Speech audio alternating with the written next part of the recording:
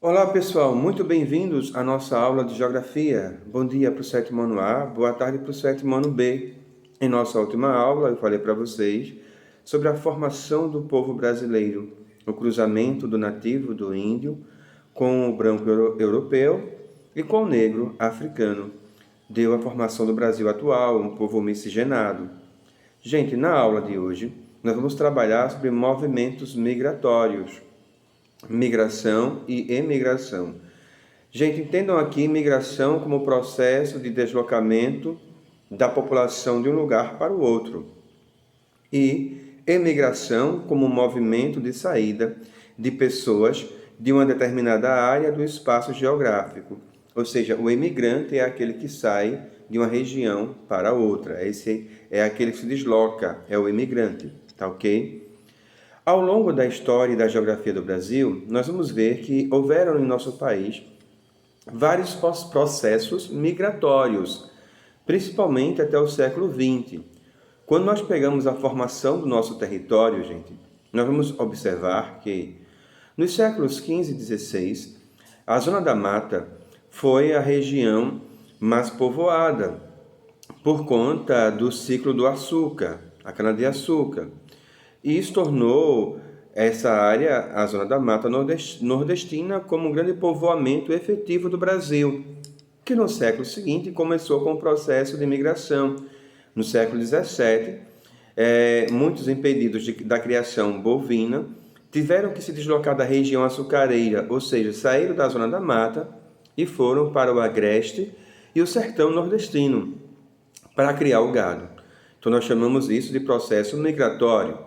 Logo em seguida, no século XVIII, também vai ter um outro processo migratório, quando o açúcar, a economia do açúcar vai quebrar, e daí muitos nordestinos e também paulistas deixam a região nordeste, os nordestinos, e vão para as Minas Gerais, para trabalhar nas minas de ouro. Pois bem, o nordestino, na verdade, ele deixava sua região por alguns motivos, pela seca, pela fome, pela questão dos coronéis que mandavam e desmandavam na região. Então eles acabam indo para a região das Minas Gerais. Isso no século XVIII. No século seguinte, século XIX, no processo migratório, quem é o destaque foi a região norte do Brasil. Muitos nordestinos e também outras pessoas de outras regiões se deslocaram para a região norte porque havia lá o seringal, a questão da borracha. Então, a borracha, naquele contexto, no século XIX e também no século XX, no início do século XX, a borracha ela tinha uma grande importância para a economia. Então, muitos nordestinos vão para a região norte para trabalhar na borracha. Tá ok, gente? Só que, no século XX, também, além da borracha, terão destaques outros produtos, como o café também, por exemplo. Muitos nordestinos deixaram a região nordeste e foram para a região sudeste, São Paulo, e para trabalhar na questão da lavoura do café. E o café naquela época também tinha uma grande valia. E a região do Paraíba, que é uma região que fica no interior de São Paulo, entre o interior de São Paulo e do Rio de Janeiro, era muito produtivo para o café. Então muitas pessoas acabam também, muitos nordestinos, migrando para São Paulo para trabalhar na lavoura do café. Então a gente observa aqui no século XX, tem pessoas migrando para a região norte, pessoas migrando para a região sudeste, e tem também outro fator, quando o café também começa a passar por um processo de crise, as pessoas também vão buscar trabalho na região centro-oeste.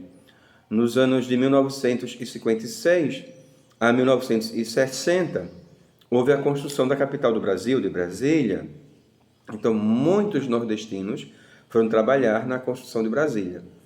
E depois, já nas décadas de 70 a 90, ou seja, de 1970 até 1990, muitos nordestinos tiveram que ir para a região sudeste, migraram para a região sudeste, e a região sudeste, lembrando a vocês, que é composta pelos estados de São Paulo, Rio de Janeiro, Minas Gerais e Espírito Santo. Mas eu quero dar destaque aqui principalmente para São Paulo. Muitos nordestinos vão para São Paulo. e lá ficam trabalhando e também com o tempo levam alguns familiares para morar lá também, e aí vai aumentando o processo migratório para São Paulo. Mas um fato muito interessante é que na mesma década, já no final, na década de 90, ou seja, 1990, vai começar a haver a chamada migração de retorno. Como assim, professor, migração de retorno? Sim, gente. Por essa época, algumas pessoas, alguns nordestinos, já conseguiam a sua aposentadoria. Então, conseguindo se aposentar, muitos deles sonhavam em voltar para o Nordeste. E é isso que vai acontecer. Conseguem se aposentar e começam aos poucos a ir voltando nordestinos, ou seja, é o retorno à casa, é o retorno à região. E se contar também que na década de 90 vão surgir alguns polos industriais em algumas regiões do Brasil, e aqui no Nordeste vão surgir alguns polos, Petrolina no sertão pernambucano, e aqui na região próxima nossa, no Cabo de Santo Agostinho, vai também surgir polo industrial. Isso faz com que muitos nordestinos voltem ao Nordeste, à casa paterna, a Pernambuco. Então nós chamamos isso de migração de retorno. E eu quero falar para vocês, nesta aula agora, de uma última migração, que é o chamado êxodo rural no Brasil. O que é êxodo rural, professor? Gente, entendam aqui, êxodo rural como aquela pessoa que mora na zona rural, mora no campo, e que devido à seca, às necessidades, essas pessoas precisaram migrar para as cidades. Então, por conta da seca, por conta do gado que morria, não tinha como plantar, não é para viver da agricultura, então a plantação não dava mais certo. Fazer o que agora? Vir para as grandes cidades. Então nós chamamos isto de êxodo rural. O êxodo rural é o homem que morava lá no campo, na zona rural, e vem para a cidade, na zona urbana, em busca de empregos. Então nós chamamos isso de êxodo rural. Deixa na zona rural o campo, vem para a zona urbana, para as cidades, em busca de emprego. Tá ok, gente? Pessoal, a aula por hoje é só, tá bom? Peguem aí o livro de vocês na página 142 e na página 143. São apenas 5 questões. Respondam e mandem para mim, tá ok, gente? No mais, pessoal, fique com Deus e até a próxima aula.